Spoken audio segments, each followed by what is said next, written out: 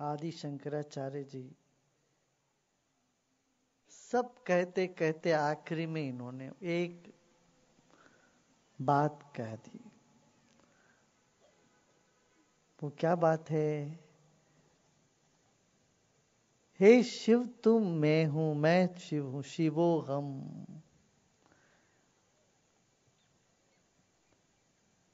आत्मा त्वम, आत्मा शिव है, गिरिजामति ही।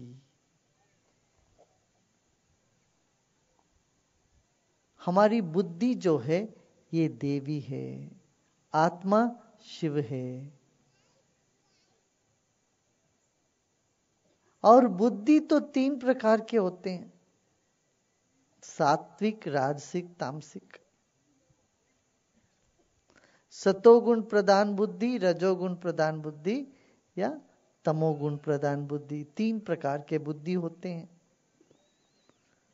मैं शिव हूं और मेरे मति जो है ये सती है। मति सती है, आत्मा शिव है। और ये मति कैसी होती है उस पर है। यदि तामसिक मति हो तो शिव पर सवार हो जाती, काली, सब विध्वंस करना। सात्विक हो तो सरस्वती, राजसिक हो तो लक्ष्मी। तो मति जैसे होता है वैसे गति, जैसा मति वैसा गति होती है। कुछ लोगों के जीवन में ये नकारात्मक भावना घुस जाता है और हर चीज में गलती ढूंढना, हर चीज को गलत बताना, साबित कर लेते हैं। वो अच्छे से अच्छे काम को बिगाड़ने की चेष्टा में लग जाते हैं। ये विध्वंसकारी मति है। और राजसिक मति यही है कि ये भी बनाओ, वो भी बनाओ, यही भी चाहिए, वो भी चाहिए, सब कराने में लग जाते हैं। और सात्विक मति प्रसन्नता, आनंद, संतोष, सहाय, दूसरों के काम आना, प्रसन्न रहना, मस्त रहना, ज्ञान में रहना, होश में रहना, ये सात्विक मति है।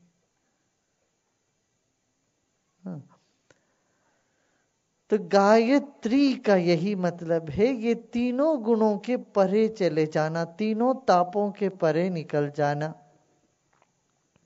तो ऐसे हमारे मति में प्रेरणा दें, वो परम चैतन्य ये मांगते हैं। क्या? रजोगुण से, तमोगुण से मुक्त होने के लिए सतोगुण, तमोगुण से मुक्त होने के लिए रजोगुण, रजोगुण से ऊपर उठ के सतोगुण, और सतोगुण के भी परे चले जाना, शांत हो जाना, निर्मल निर्विकार चित्त को प्राप्त कर लेना, ये गायत्री है। तो सारे दुख, दर्द, पाप सबको दहन करने वाली शक्ति कहते हैं गायत्री को, जिसको गाने से तर जाते हैं हम। ये क्या होता है? ये सर्कल होता है, विशेष सर्कल होता है, एक वृत्त होता है कि तमोगुण से हटके रजोगुण में गए, रजोगुण से हटके सतोगुण में गए, और सतोगुण को पकड़ने की चेष्टा करे तो फिर रजोगुण आ जाता उसमें। फिर रजोगुण में ज्यादा जाने लगे तो तमोगुण में गिरते हैं। तो तमोगुण, रजोगुण, सतोगुण, सतोगुण से फिर रजोगुण और तमोगुण में वापस लौटने लगते हैं। तो ऊपर चढ़ना, नीचे उतरना, ये बना रहता है। इसका मूल कारण अहम रूपी अणु। और इस अहम रूपी अणु को प्रचोदन करने के लिए यही तो गायत्री है। गायत्री मंत्र का यही विशेषण है, धियो यो न प्रचोद, मेरे बुद्धि को प्रचोदन करो, मेरी बुद्धि ठीक चले, बुद्धि से पाप हटे, निंदा हटे, दूष हटे, सारे दरिद्रता हटे, मिटे। इसलिए वो कहते हैं गायत्री जाप। ब्रह्म तेजो मय हो जाए, हमारे ब्रह्म की तेजस हमारे भीतर आए। तो ये मतलब है। तो सबसे उत्तम प्रार्थना क्या है? ये जो मति है, ये इसका सद्गति में हमें ले चले। धियो यो न प्रचोदयात्, बुद्धि न प्रचोदयात्, बोले सबके, हम सबके मति को अच्छे ढंग से ले जाए। देखिए एक आदमी का मति बिगड़ा है, बुद्धि बिगड़ी है, तो उसके साथ तुम लग जाते हो, उसका वो तरंग आपके दिमाग में आने लगता।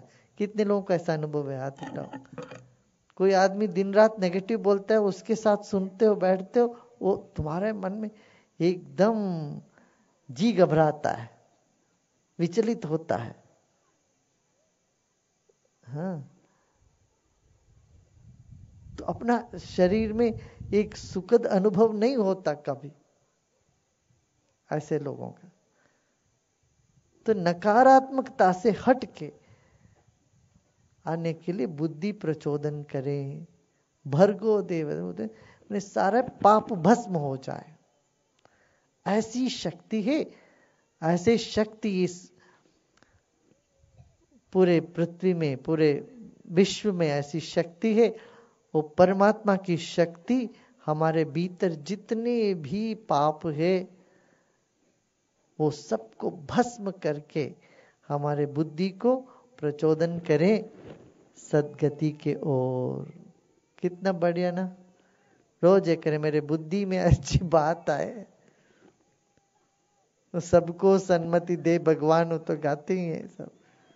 तो वही सबको सन्मति, हमारे सबके मति में प्रकाश हो, परमात्मा के प्रकाश आए, ये प्रार्थना करना चाहिए। जैसा जैसा हम सोचते हैं वैसे वैसे फिर होने लगता है। ठीक है ना।